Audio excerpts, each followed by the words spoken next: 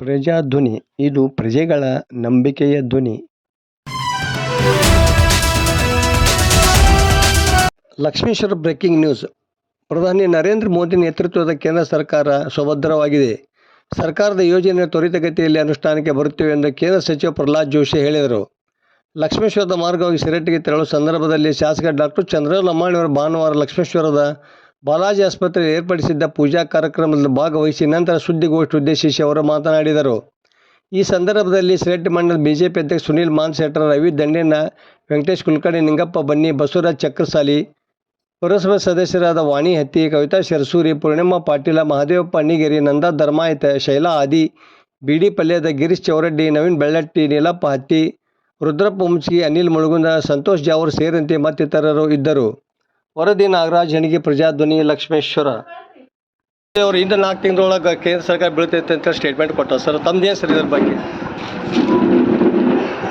ಮೊದಲ ರಾಜ್ಯ ಸರ್ಕಾರದವ್ರಿಗೆ ಸಿದ್ದರಾಮಯ್ಯನವ್ರದ್ದು ಏನಾಗ್ತದೆ ಅಂತ ಮಾತಾಡಂತ ಹೇಳಿದ್ರೆ, ಕೇಂದ್ರ ಸರ್ಕಾರ ಸತತ 3ನೇ ಬಾರಿಗೆ ನರೇಂದ್ರ ಮೋದಿ ಅವರ ನೇತೃತ್ವದಲ್ಲಿ NDAಕ್ಕೆ ಜನ ಸ್ಪಷ್ಟ ಬಹುಮತವನ್ನು ಕೊಟ್ಟಿದ್ದಾರೆ.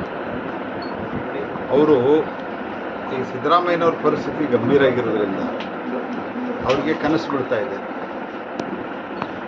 ಹೈಕೋರ್ಟ್ನಲ್ಲಿ ಸಿದ್ದರಾಮಯ್ಯನವ್ರಿಗೆ ಉಲ್ಟಾ ಅದರ ನಮ್ಮ ಪರಿಸ್ಥಿತಿ ಏನು ಅಂತ ಹೇಳಿ, ಯಾಕಂದರೆ ತನಿಖೆ ಮಾಡಬೇಡ ಅಂಥೇಳಿ ಅವರ ಏನೋ ಆರ್ಗ್ಯುಮೆಂಟ್ ಇದೆ. ಇದೇ ಒಂದು ಬಹಳ ವಿಚಿತ್ರವಾಗಿದ್ದಂಥದ್ದು ಮತ್ತು ಹಾಸ್ಯಾಸ್ಪದವಾಗಿದ್ದಂಥದ್ದು.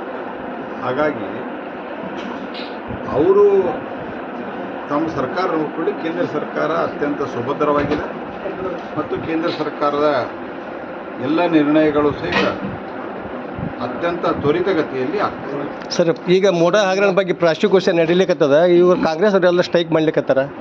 ಇದು ಒಂದು ರೀತಿಯಲ್ಲಿ ಒತ್ತಡ ಹಾಕುವಂಥದ್ದು ಮತ್ತು ಅಟೆನ್ಷನನ್ನು ಗಮನ ಬೇರೆ ಕಡೆ ಸೆಳೆಯುವಂಥ ಒಂದು ಪ್ರವೃತ್ತಿ ಕಾಂಗ್ರೆಸ್ ಪಾರ್ಟಿಯವರಿಗೆ. ಇವತ್ತು ಕೋರ್ಟ್ನಲ್ಲಿ ಮ್ಯಾಟ್ರ್ ಇದೆ. ಒಂದನೇದ್ದು. ಎರಡನೇದ್ದು, ರಾಜ್ಯಪಾಲರು ಹಿಂದೆ ಹಂಸರಾಜ್ ಭಾರದ್ವಾಜ್ ಅವರು ಕೊಟ್ಟಾಗ ಸಿದ್ದರಾಮಯ್ಯನವ್ರ ಸ್ಟೇಟ್ಮೆಂಟ್ ಏನಿತ್ತು?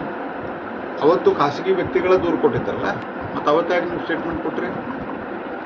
ರಾಜ್ಯಪಾಲರಿಗೆ ಸಂವಿಧಾನದತ್ತವಾಗಿ, because he is the appointing authority of chief minister and the council of minister, ಅವರಿಗೆ ಇದನ್ನು ಕೊಡಲಿಕ್ಕೆ ಸಂವಿಧಾನಬದ್ಧವಾಗಿ ಅಧಿಕಾರ ಇದೆ. ಅದು ಆ ಅಧಿಕಾರವನ್ನು ಚಲಾಯಿಸಿ ಅವರು ಪರ್ಮಿಷನ್ ಕೊಟ್ಟಿದ್ದಾರೆ.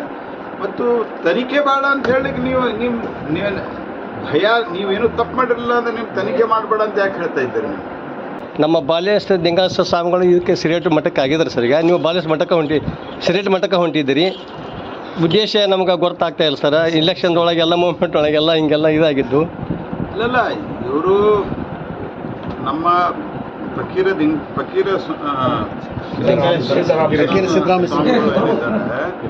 ಹಿರಿಯ ಸ್ವಾಮಿಗಳು, ಇವರು ನಿಮಗೆ ಇಲ್ಲಿದ್ದವರಿಗೆ ಬಹುತೇಕ ಕೆಲವರಿಗೆ ಗೊತ್ತಿರಲಿಕ್ಕಿಲ್ಲ. ನನ್ನ 5 ಇಲೆಕ್ಷನ್ದಲ್ಲಿ, ಮುಂದಿನ ಇಲೆಕ್ಷನ್ದಲ್ಲಿಯೂ ಸಹ ನನಗೆ ಅವರು ಆಶೀರ್ವಾದವನ್ನು ಮಾಡಿದ್ದಾರೆ. ನಾನು ಇಲೆಕ್ಷನ್ಗಿಂತ ಮೊದಲು ಅವರನ್ನು ಭೇಟಿ ಮಾಡಿದ್ದೆ. ಇದಕ್ಕಿಂತ ಮೊದಲು ನಾನು 2 ಸರ್ತಿ ಇಲ್ಲಿ ನಾನು ಇಲೆಕ್ಷನ್ ಆದಮೇಲೆ ಬಂದು ಹೋಗೇನೆ. ಸಾಮಾನ್ಯವಾಗಿ ಏನಾಗಿರ್ತದೆ ಅಂದರೆ, ಸ್ವಾಮಿಗಳು ಹುಬ್ಬಳ್ಳಿಯಲ್ಲಿ ಬಂದಾಗ ಅಥವಾ ಧಾರವಾಡದಲ್ಲಿ ಬಂದಾಗ ಅಲ್ಲೇ ಅವ್ರ ದರ್ಶನ ನಾನು ತೊಗೊಂಡು ಅವ್ರಿಗೆ ಧನ್ಯವಾದ ಅರ್ಪಿಸಿ ದರ್ಶನ ತೊಗೊಂಡಿರ್ತೀನಿ. ಆದರೆ ಈ ಸರ್ತಿ ನಾನು ಚುನಾವಣೆ ಆದ ನಂತರ ಇಲ್ಲಿ ಬರೋದು ಭಾಳ ಕಮ್ಮಿ ಆಗಿದೆ. ಅವರು ಹುಬ್ಬಳ್ಳಿಗೆ ಒಂದು ಸರ್ತಿ ಬಂದಾಗೂ ಅವರು ನಮಗೆ ಗೊತ್ತಾಯಿತು ಅವ್ರು ಹುಬ್ಬಳ್ಳಿಯಲ್ಲಿದ್ದಾರೆ. ನಾನು ಡೆಲ್ಲಿಲಿ ನಾನು ಫೋನ್ ಮಾಡಿದೆ, ನಾನು ಹುಬ್ಬಳ್ಳಿಯಲ್ಲಿದ್ದರೆ ತಮ್ಮನ್ನು ದರ್ಶನಕ್ಕೆ ಬರ್ತಾಯಿದ್ದೆ, ನಾನು ಡೆಲ್ಲಿಯಲ್ಲಿದ್ದೇನೆ ಅಂತ.